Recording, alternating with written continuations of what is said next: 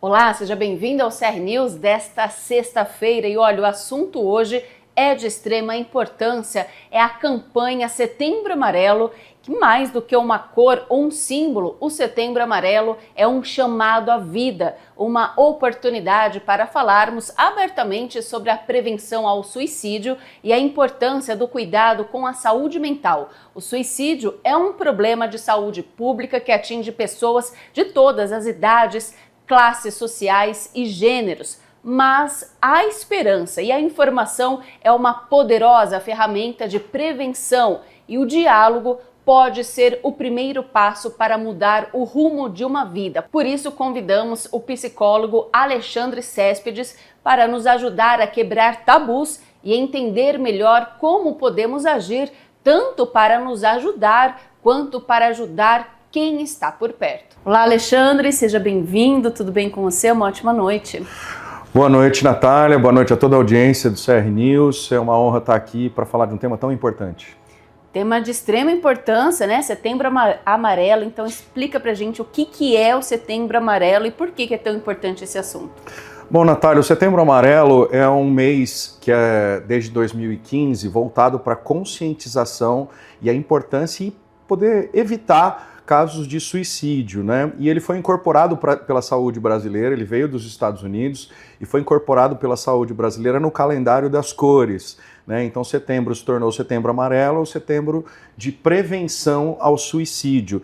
E é importante porque ele foca na conscientização das pessoas para evitar isso e que é da importância de poder falar, de poder conversar, de poder se abrir para expor os sentimentos difíceis que a gente tem.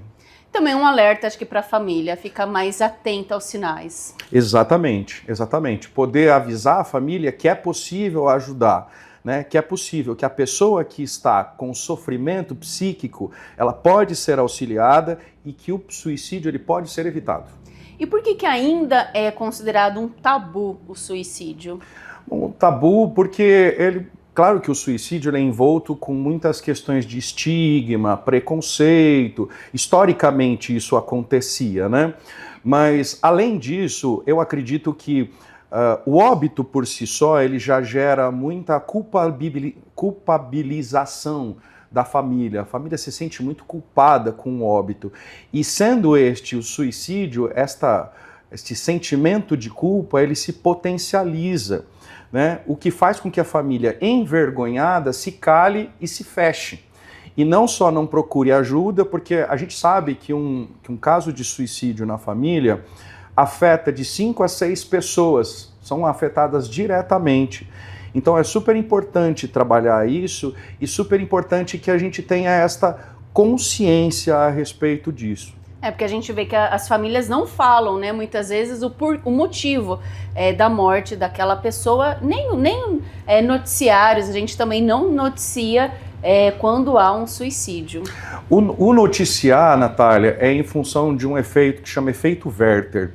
Porque o que acontece? Quando uma pessoa comete suicídio, e se for noticiado da forma errada, ele dá o efeito contrário, gera o efeito mimético, que é o efeito de copiar o suicídio. Então o que acontece? Se ele for noticiado como solução de um problema, solução, ou como as pessoas falam assim, olha, descansou, ele estava sofrendo, ele descansou. Porque é justamente isso que uma pessoa que está em sofrimento, ela quer, né? Muitas das vezes a pessoa que comete suicídio, ela não quer morrer, ela quer parar de sentir a dor que ela está sentindo. Exatamente. E aí vem o noticiário e diz que fulano, um artista famoso, morreu e parou de sofrer, então o que ela vai fazer? Gera o efeito mimético.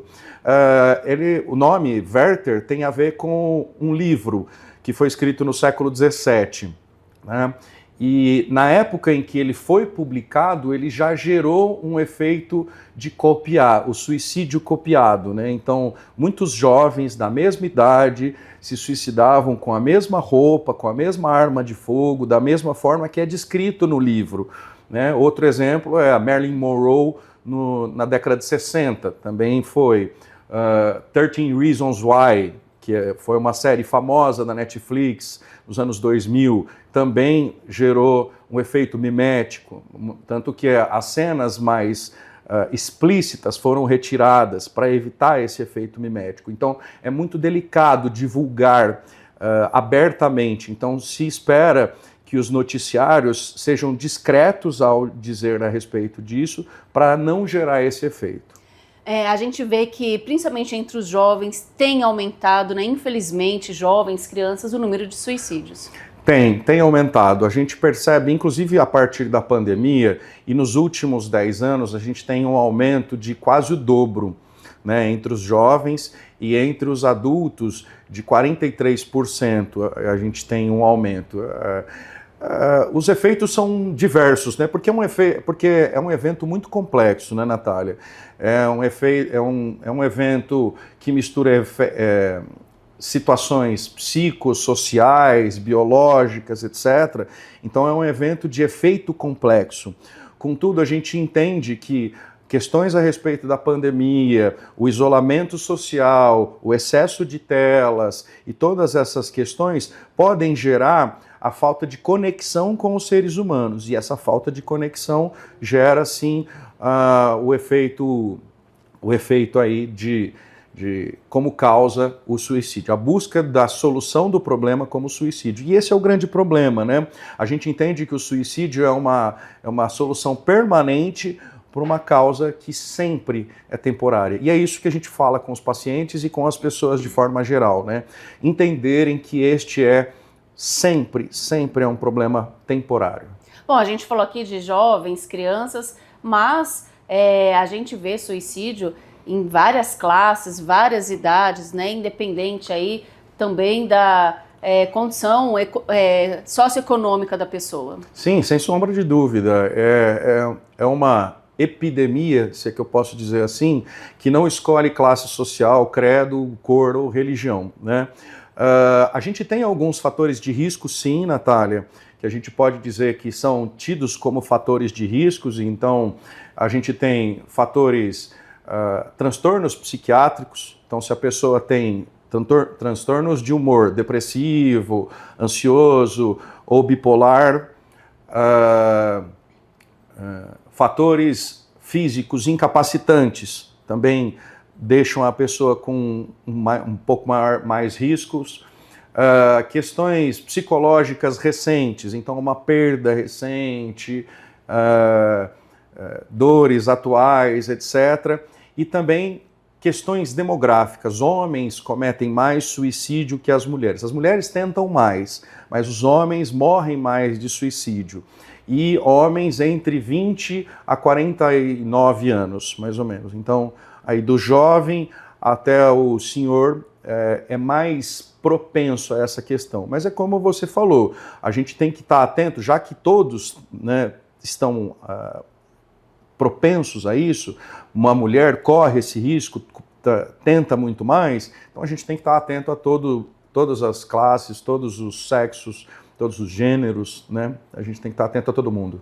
E como identificar? Quais são os sinais? Porque antes da pessoa ela cometer o suicídio, ela apresenta ali alguns sinais que é possível, então, identificar dentro de casa?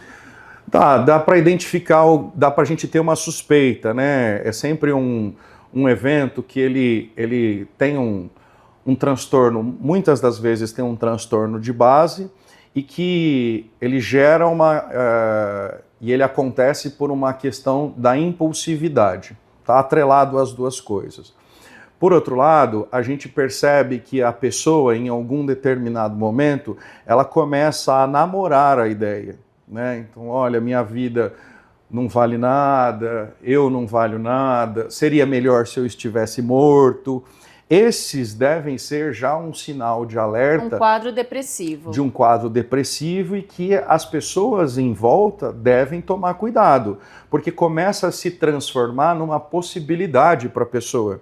Sim. Existem alguns graus entre o plano e a contemplação da ideia, o plano e a ação destrutiva concreta. Estes graus a gente classifica como leve, médio ou grave, né? Então, contemplar a ideia já é um risco médio, né? Já a família já tem que ficar atenta e fazer intervenções. E aí você vai me perguntar, quais intervenções? Conversar. O diálogo é importante. Diálogo. Entender a pessoa, né? Ouvir, estar disposto a ouvir. Olha, e não julgar. Não julgar. Não julgar, ouvir, estar de forma aberta, ouvindo aquela pessoa, discutindo a respeito das possibilidades. Então, discutir possibilidades com ela. Porque o que acontece? A pessoa que está com pensamento suicida, ela está com uma sensação de rigidez muito grande. As respostas para as dificuldades da vida são muito poucas, né? Ela tá plantando essa ideia e está nutrindo essa ideia, né? Ela quer fugir, né, da dor, como eu disse. Então, trabalhar as possibilidades, conversar com ela, não julgando, como você disse, estar aberto para isso, porque o que é muito comum e o que a gente percebe muito no seio familiar é dizer o seguinte: fulano tá com frescura. Fulano, ele não gosta de trabalhar, é por isso que ele está deitado na cama, é por isso que ele não vai fazer nada da vida, isso é falta de Deus, né? Então, é uma questão severa, é uma questão séria, e que se a família não conversar de forma tranquila, aberta, e eu não falo só família, vamos colocar todo mundo neste balaio, vamos colocar a sociedade, os amigos, estarem abertos, ouvirem de verdade aquela pessoa, ela corre risco, sim. E tem muitos canais de comunicação, como por exemplo o CVV. Bem lembrado. A pessoa ela pode ligar, ela não precisa nem se identificar e ela pode contar, desabafar, que é o que muitas vezes a pessoa precisa ali na hora, ser ouvida. Sim, o CVV foi quem, de alguma forma, trouxe o Setembro Amarelo aqui para o Brasil, né? 188, então para quem tem dificuldades pode ligar. Mas na saúde pública a gente tem os meios, né? Obviamente, eu acho que a melhor forma da gente combater é com atendimento psicológico e psiquiátrico, né? Tem os CAPs. Né? Mas quem tem dificuldade, que precisa do SUS, o SUS ele é muito capacitado para lidar com isso. De que forma? Você já falou. CAPS é uma forma, ou a própria atenção primária. Então Sim. É você ir no seu postinho lá próximo da sua casa, procurar atendimento da enfermagem, procurar atendimento médico e falar o que está acontecendo com você. Vai ter um psicólogo, vai ser redirecionado? Vai ser direcionado de acordo com o grau de dificuldade que você está passando, né? Se você tiver com mais dificuldade, talvez você vá para o psicólogo. Se você tiver mais grave, você vai ser direcionado para o CAPS, por exemplo, né? Se o CAPS entender que o caso é grave, ele vai atender. Se o CAPS entender que o caso é leve ou moderado, ele pode mandar para a atenção primária, mas que vai ser assistido da mesma forma, com médicos, etc. Né? Dentro do CAPS, então, você tem sim psicólogos, psiquiatras, você vai ter o atendimento medicamentoso, você vai ter as multidisciplinares, outras atividades que são ofertadas no CAPS. Então, o atendimento é de muita qualidade dentro da nossa saúde pública, que eu acho que vale a pena. Então, essas pessoas que estiverem me assistindo, se você tem ideação, se você está pensando que essa é a solução para a sua vida, por favor, converse com alguém, fale com alguém, se abra com alguém, e se você tem dificuldade de falar com a sua família, vai no CAPS. Procure ajuda. Procura ajuda, tem gente disposta a te ajudar. Além do tratamento individual, como que a sociedade pode contribuir? Eu penso que desmistificando, né, o tema, fazendo situações como a gente está fazendo agora, né, Natália? Falar de forma bem aberta, bem tranquila. É uma questão de saúde coletiva, né, impacta, é a quarta morte entre adultos, então é sério, né, é a gente desmistificar, é a gente deixar de colocar isso como um tabu, poder falar de forma aberta, de forma abrangente, deixar a vergonha de lado e abraçar principalmente as pessoas que estão com dificuldade, tirar o preconceito. Porque muito comum é a gente ter este preconceito, né? Os memes que são feitos, as brincadeiras, isso também atrapalha as pessoas que têm dificuldades. Eu não vou para o CAPS é lugar para louco. Não, não é lugar para louco, é para lugar para quem tem dificuldade, para quem está em sofrimento. Quem está em sofrimento tem que estar no CAPS. Ponto, pronto. Por que quem tem diabetes é melhor porque quem tem, do que quem tem dificuldades com saúde mental? Quem está pensando em suicídio? Por que quem tem problema cardíaco é melhor? Não, não é melhor. A gente tem que parar de encarar saúde mental versus saúde física. Tudo é saúde física, tudo é saúde coletiva, tudo é uma saúde que deve ser observada e deve ser cultuada, deve ser contemplada e deve ser tratada, né? Se a gente puder observar desta forma, já vai ser um grande avanço da sociedade. A internet também, você acha que pode atrapalhar, por exemplo, aquelas violências, né? A violência digital, fake news? Você acha que tudo isso também corrobora para que a pessoa ela acaba se afundando ainda mais? Eu vou te falar que a minha maior preocupação do momento, então eu acho que todas as ferramentas, quer dizer, eu posso usar uma faca para cortar você, ou eu posso usar uma faca para cortar o meu jantar. Tudo depende da forma como eu vejo a faca, né? É uma ferramenta. Então as pessoas usam para o bem ou usam para o mal, né? Só que o que está me assustando ultimamente, Natália, são pessoas que estão usando o ChatGPT para fazer terapia. Nossa! Isso é muito preocupante. Então, assim, tem todos os problemas que você já citou, né, das pessoas usarem fake news, etc. Memes, né? Memes, essas coisas, eu acho muito nocivo, mas tudo isso está sendo usado para o mal. Eu estou com medo de pessoas que estão tentando usar para o bem uma ferramenta que não é feita para isso. Não vai te dar o suporte necessário. Usar o ChatGPT para fazer terapia, ele não vai te dar o suporte necessário, não vai te ajudar, muito pelo contrário, ele pode te atrapalhar no teu processo terapêutico. Então a gente tem pessoas fazendo terapia a custos baixos ou, como eu disse, na saúde pública. Então não tem porquê a gente procurar uma máquina para fazer isso. Mas porque ela não vai estar te ouvindo e você não vai ter alguém ali te dando uma atenção, é uma máquina Exatamente, apenas. Exatamente. Então, esse hoje em dia está sendo minha maior preocupação. O ChatGPT sendo usado como terapeuta, porque ele vai gerar respostas ruins.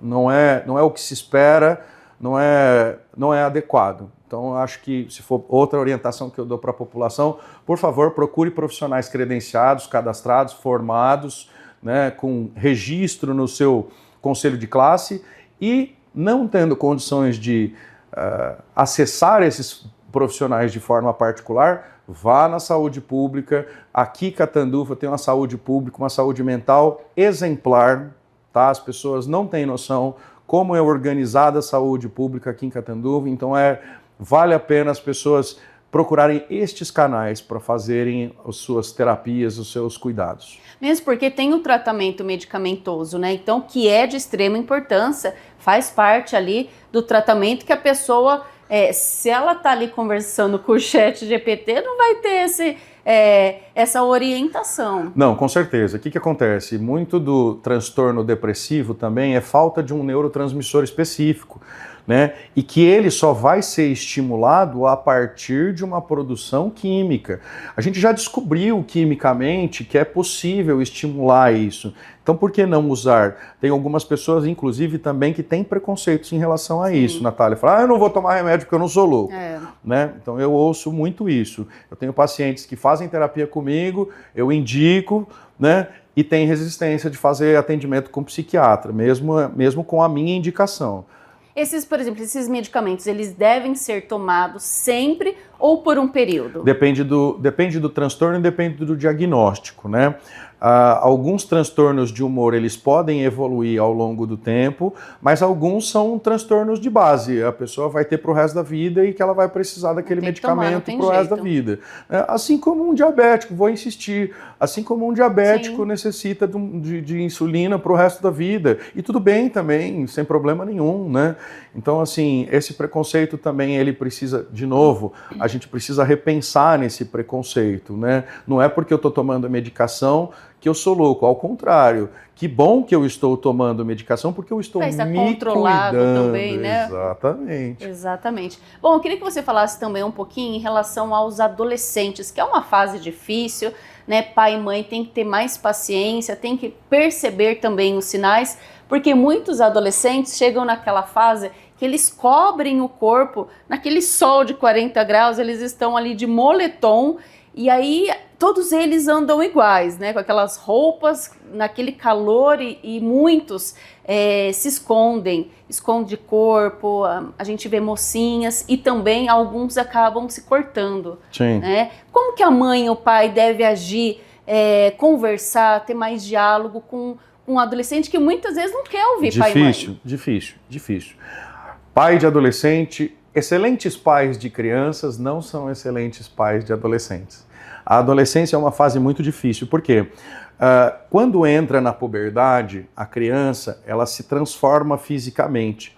E esta transformação física ela é acompanhada por transformações sociais. O vínculo social dela, que antes era basicamente com a família e escola, ele se amplia. E isso dá uma crise de identidade, se é que eu posso chamar, com os adolescentes. Então eles têm dificuldades de lidar porque de se entender, né? Exato, porque eles não entendem o papel deles no mundo. Eles estão descobrindo quem eu sou nesse mundo, né? Então é muito difícil. E é difícil também, porque também com os pais, porque até na infância era um grude. Aí agora pai e mãe já não é mais distante, não querem mais saber. Já não quer mais. É mais os amigos agora, né? Exato, agora os amigos se transformam na nova família, amigos que não necessariamente são os melhores amigos para os seus filhos, né? Acaba acontecendo isso. Os pais que eram heróis agora já não são mais heróis. É difícil para o pai e para a mãe, não, né? Extremamente difícil. Acaba que grande parte dessa dor e desse rompimento deste vínculo também é por conta dos pais. Os pais têm dificuldades de aceitar este rompimento e esta nova realidade, como eu disse, né? Qual que é o processo mais adequado? É dar responsabilidades de forma progressiva conforme ele vai amadurecendo, inclusive para que ele entenda que o mundo é desta forma, né? E já aí conectando a tua pergunta com as questões de saúde mental, é estar atento. Mesmo que à distância, os pais eles podem estar atentos. Não é possível eu detectar o que ele está assistindo, Sim. como ele está assistindo, é possível eu conversar, é possível eu estimular o diálogo, não para cobrar, mas estimular outras atividades. Então, interessar-se pela atividade que ele se interessa. Então, dar mais atenção, né? Exato. O que ele faz? O filho não gostava de esportes, de repente ele começa a andar de skate. Eu vou brigar com ele porque ele anda de skate? Não, se interessa pelo skate. Leva ele numa loja de skate. Converse, vai saber o que é skate, né? Vai descobrir. Mas eu não sei nada. Então, procura saber. Né? Eu acho que às vezes o abismo que se forma é porque alguns pais, como eu disse, querem ainda manter-se como pais de crianças, e isso é impossível. Quando eu devo acender aquela luzinha vermelha, aquele alerta e falar, opa, isso não está normal?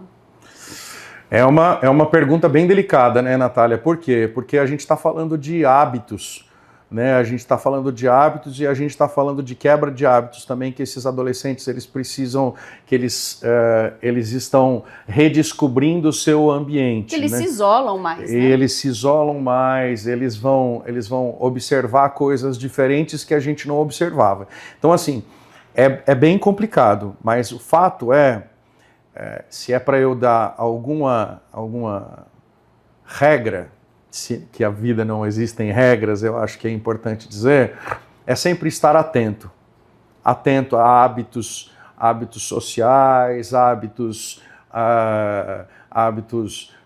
quais são esses amigos, traz os amigos para dentro de casa, né? Aí vai ser possível você detectar se esses hábitos são saudáveis ou se esses hábitos denotam contra ele.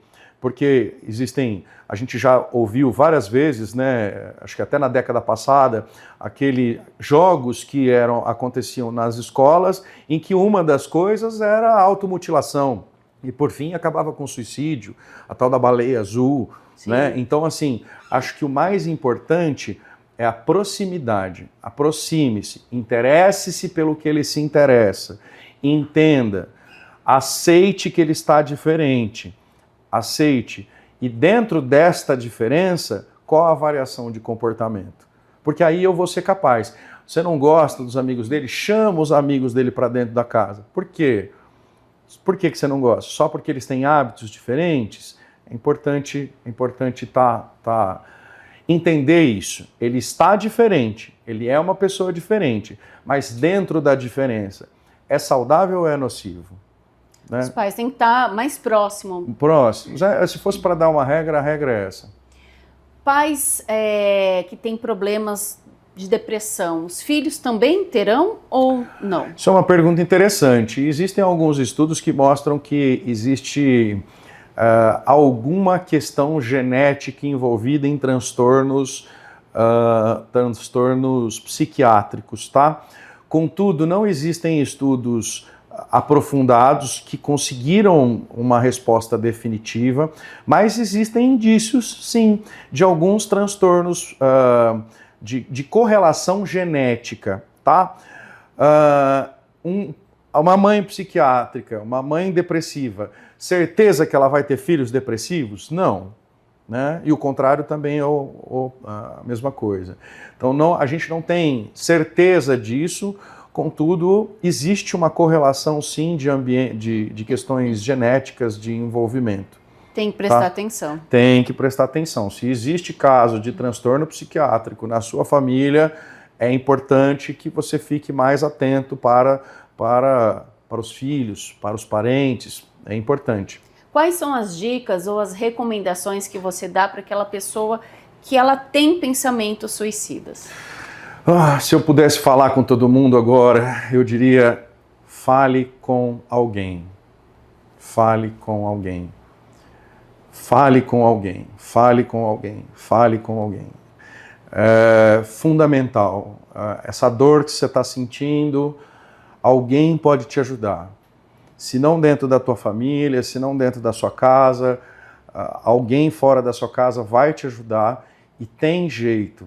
É possível sair dessa dor. Você não precisa tirar a sua vida para isso. Fale com alguém.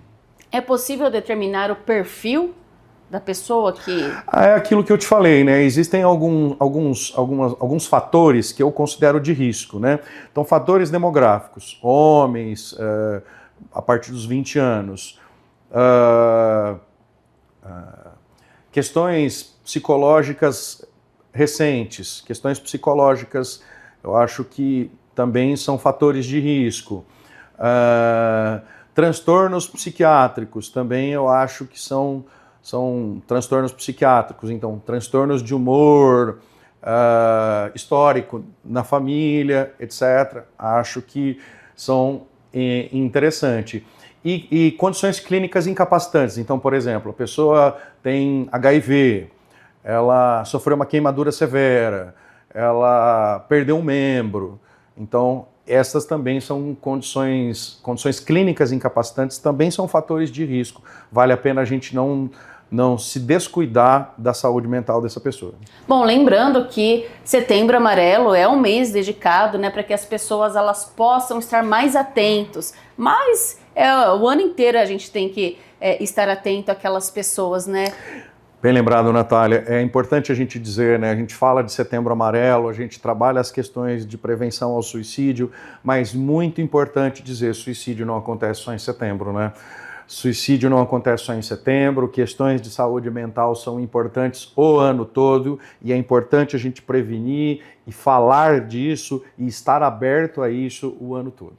Bom, para finalizar, deixa uma mensagem aqui, principalmente sobre esse mês, né, Setembro Amarelo, que é quando as ações se intensificam mais. E é tão importante a gente falar sobre isso com as pessoas, ter informações corretas para que aquela pessoa que esteja passando por isso, ela se sinta acolhida, abraçada e que tenha a informação ao lado dela, né?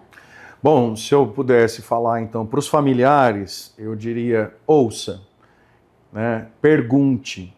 Não, existem mitos, né, que as pessoas acreditam, Natália, e um deles é o seguinte: se eu perguntar para o meu familiar, ele vai, vou dar ideia para ele? Não. Se você tem dúvida se o seu familiar, se a sua pessoa querida está pensando em se suicidar, pergunte a ela de forma aberta e carinhosa. E perguntou, ouça de verdade.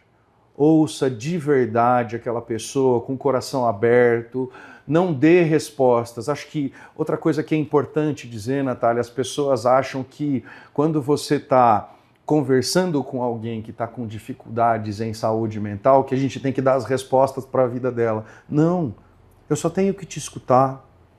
Eu só tenho que estar do teu lado, dar o meu ombro para você, né? E você que tá com dificuldades, procure ajuda, procure alguém para conversar, se não dentro da sua casa, na saúde pública, um psicólogo, um psiquiatra está pronto para te ouvir. A sua vida é muito importante. Bom, vamos deixar aqui também as redes sociais do Alexandre Céspedes, que ele é psicólogo, mora em Barretos, mas tá sempre... É de Catanduva, tá, gente? É catanduvense, amigo meu também, né? Então tá sempre por aqui. Tenho clínica aqui e em Barretos. Tem aqui em Barretos. Isso. Então sempre atende aqui, atende lá também. A gente vai deixar um telefone de contato também. Se você quiser conversar, ele tá aqui para te atender. Estou à disposição, minhas redes sociais estão aqui aparecendo na tela, né? Meu Instagram também, meu WhatsApp, estou à disposição. É isso, Natália, muito obrigado pelo convite. Eu que agradeço. A amizade de sempre e vamos que vamos. É isso aí. Hoje esse assunto tão importante, que a gente trouxe aqui com tanto carinho para que seja esclarecido, né? Quebrem aí os tabus, que é tão importante. Então, como o Alexandre disse, ouça mais, julgue menos, né? É tão importante a gente não julgar o outro, ouvir mais. É isso, a gente está aqui, o Alexandre também, à disposição de todo mundo, né? Muito obrigada, Alexandre. Eu que agradeço. Uma ótima noite. Um ótimo final de semana para vocês que estão nos acompanhando. Ótimo final de semana, muito obrigado, tchau.